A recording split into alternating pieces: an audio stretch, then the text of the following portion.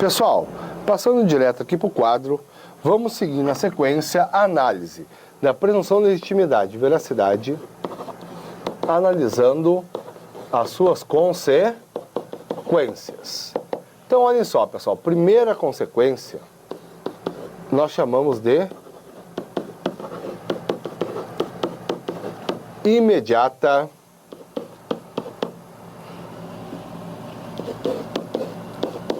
executoriedade do ato administrativo, mesmo impugnado pelo administrado. O que significa isso aqui, pessoal? Vejam só, isso aqui é uma decorrência lógica do próprio conceito do atributo. Se a administração pratica o ato, presume-se que ele, em caráter relativo, está em conformidade com a lei e os princípios administrativos e que, baseado em fatos declarados pela administração tidos como verdadeiros, que significa que, uma vez produzido o ato pela administração, ele goza imediatamente de eficácia jurídica, é passível de execução imediata, mesmo que o administrado tenha impugnado sua validade.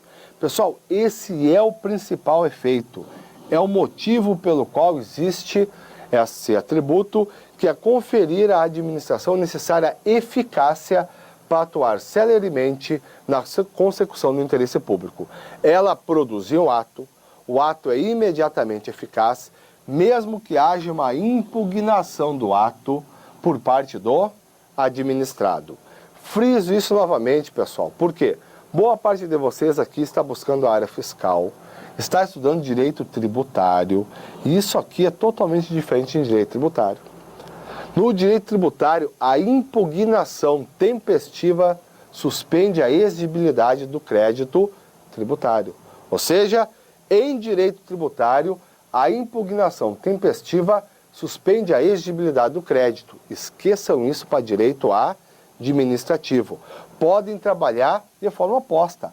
A mera impugnação do administrado não tem efeito suspensivo, o ato permanece em condições de imediata execução. Pessoal, ele vai manter a sua eficácia, manter a sua aptidão para a produção imediata de efeitos jurídicos, até o quê, pessoal? Até uma decisão, reconhecendo o vício,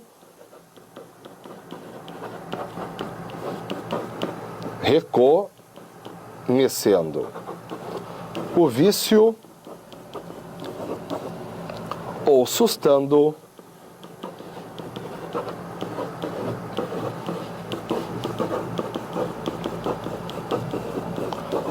os efeitos do ato. Então, olhem só, o ato foi produzido, é imediatamente eficaz, mesmo impugnado pelo administrado. Quando cessa a produção de efeitos jurídicos do ato? Até que ocorra, se ocorrer uma decisão, que reconheça o vício de validade do ato ou que pelo menos surte seus efeitos. Esse é o primeiro e a principal consequência da presunção de legitimidade e veracidade. E temos uma segunda consequência, pessoal, acatada pelas bancas porque defendida, entre outros doutrinadores, pela professora Maria Silva Zanella de Pietro, que é qual? Impossibilidade de o PJ, o Poder Judiciário, analisar de ofício elementos de validade do ato não expressamente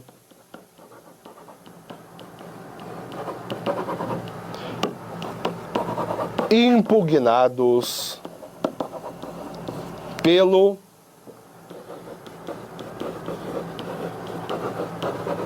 administrado. Então vejam bem, pessoal, inicialmente, não vamos confundir isso aqui com o princípio da inércia. Nós sabemos, se o administrado estiver inconformado com o ato administrativo, ele pode tranquilamente impugná-lo, não só perante a administração, como também perante o Poder Judiciário. Então, qualquer atuação do Poder Judiciário dentro da sua função típica jurisdicional exige, pressupõe, que alguém ingresse com uma ação perante o poder. Não é isso que eu estou falando. Eu estou dizendo o seguinte, vamos pressupor que o administrado não se conforma com o ato administrativo e impugna sua validade perante o Poder Judiciário. E em função da incidência desse atributo, segundo a professora Di Pietro, é impossível, veda-se que o Poder Judiciário analise de ofício elementos de validade do ato não expressamente impugnados pelo administrado. Então, por exemplo, pessoal, se alguém sofre uma multa, por exemplo, impugna ela judicialmente, alegando vício no elemento competência. Em virtude da incidência desse atributo, o judiciário vai se limitar a analisar o vício no elemento competência. Ele não vai apreciar, em virtude da falta de pedido expresso do administrado, ele não irá apreciar o que, pessoal? Eventuais vícios nos demais elementos de validade do ato. Finalidade, forma, motivo e objeto. Então, o administrado não se conformou com a multa, foi lá e impugnou sua validade do ato, mas alegando apenas vício no elemento competência. Aqui. O judiciário vai se limitar a analisar eventual vício nesse elemento sem adentrar no exame da validade dos demais elementos do ato administrativo. Notem bem, tá, pessoal? Isso aqui, essa segunda consequência é restrita ao Poder Judiciário. Nada impede que a administração, com base no princípio da autotutela, mesmo independente de impugnação expressa do administrado, aprecie a legalidade de todos os elementos de um ato que ela já produziu. Então, a segunda consequência restringe-se à atuação do Poder Judiciário. Pois bem, pessoal, esse é o primeiro atributo do ato administrativo, a nossa presunção de legitimidade. Vamos aproveitar o tempo, pessoal, e iniciar aqui na sequência o segundo atributo do ato administrativo, a imperatividade, que tem como sinônimo a expressão coercibilidade. Até um tempo atrás, pessoal, coercibilidade.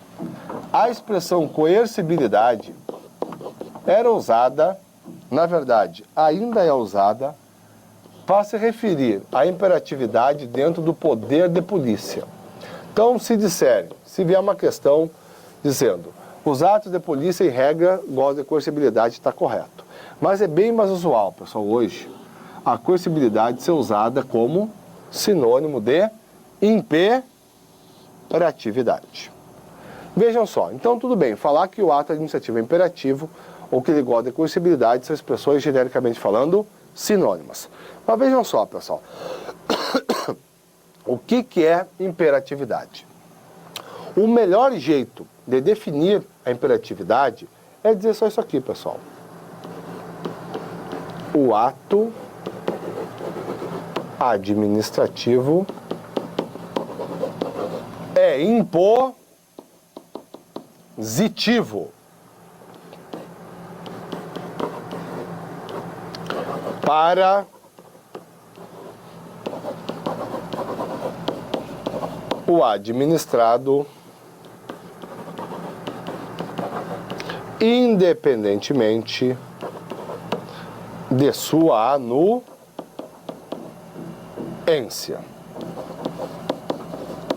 Então vejam só deixa eu colocar um segundo conceito, a gente trabalha de uma vez só. Na minha opinião, esse aqui é o melhor conceito, tá, pessoal? Mas não é suficiente para os nossos objetivos. É só dizer o seguinte, ó. o ato administrativo é impositivo para o administrado, independente de sua anuência. Pessoal, aquela velha lição, né? A administração não pede, ela determina. Ela produz o ato.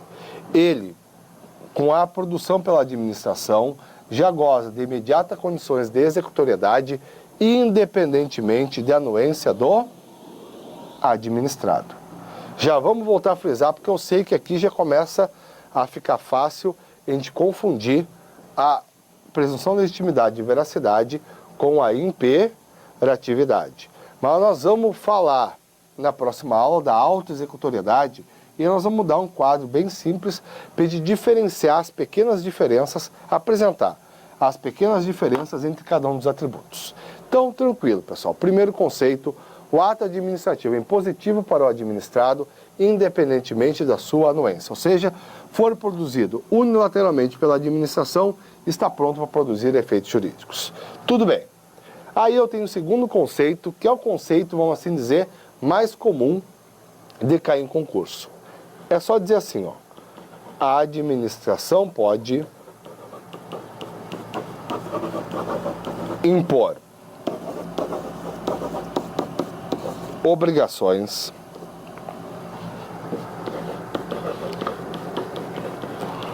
aplicar sanções ou restrições aos administrados por ato unilateral.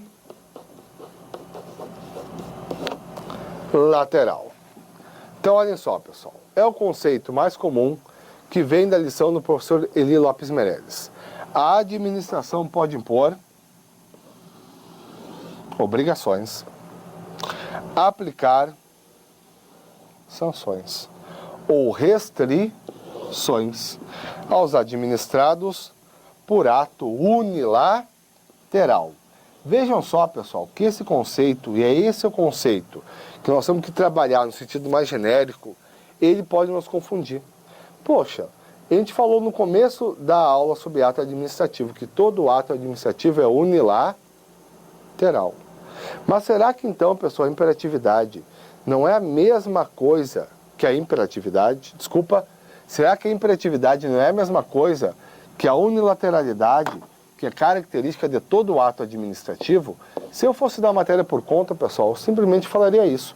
Todo ato administrativo goza de imperatividade, porque todo ato administrativo é unilateral. Só que o professor Eli Lopes Meirelles trabalhou a matéria de uma forma que eu tenho que catar para fins de concurso. Qual a forma, pessoal? Que a imperatividade só incide nos atos que têm que ser impostos ao administrado.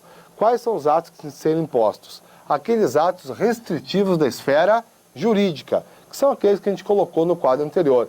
Os atos de imposição de obrigações, aplicação de sanções e aplicação de restrições a direitos e atividades. Por quê?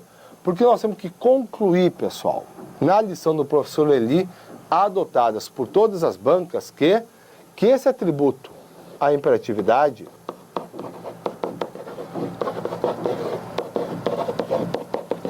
incide sobre os atos administrativos, exceto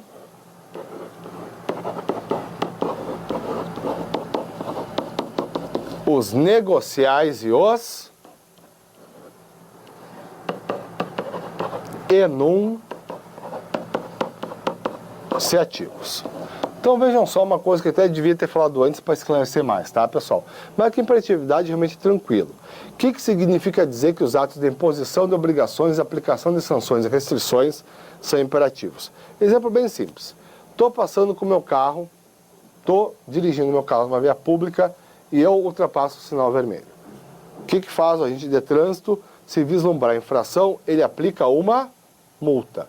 Essa multa é imediatamente eficaz, independente da minha concordância.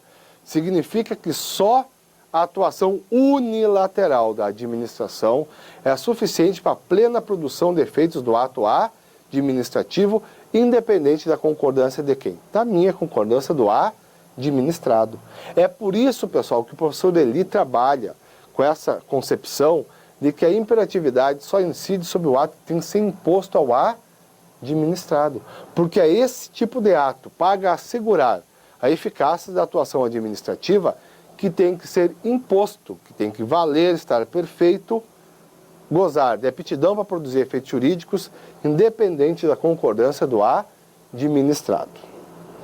Pois bem, pessoal, em função do tempo, vamos parar por hoje. Vamos parar aqui a nossa aula. Seguimos na próxima aula, fechando o atributo da imperatividade. Obrigado.